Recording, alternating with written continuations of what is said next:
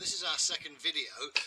We're going to be talking about the Ridgemonkey. We've got a couple of these here, and we're going to show you how we actually use the Ridgemonkey, because in the previous video we actually said how much we like to eat outside when we can. And to be honest, there's nothing like it when you're on the west coast of Scotland, when you're camping by the lochs. You can sit outside, watch the world go by, have something to eat, something nice and warm with these things, and just enjoy the day. So what is the Ridgemonkey?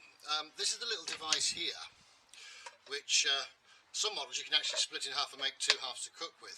And in this particular model, taking this out, you actually get some small utensils that you can do your cooking with, which folds away quite neatly when you're camping out.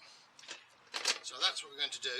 In a moment I'm going to actually light this, and then we'll show you how we actually cook on the Ridgemonkey. They're great little products. You don't have to just use them for camping. I mean, anybody could use these, and I know quite a few guys that do the fishing as well.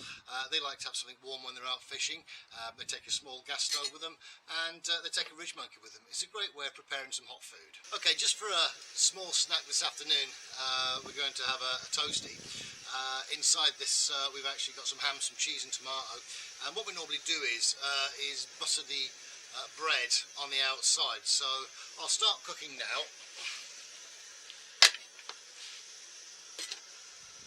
Just normally leave this on the burner, and then what we do every minute or so simply is turn it over, and we'll keep turning just to inspect it, have a look every so often to see how we're getting on with this, and tell when it's ready, and I'll show you the finished result. Well, here we go. This is the toasty. As you can see, looks really nice, and I tell you what, they do really taste nice doing them in this Ridgemonkey. There we go, the perfect toasty.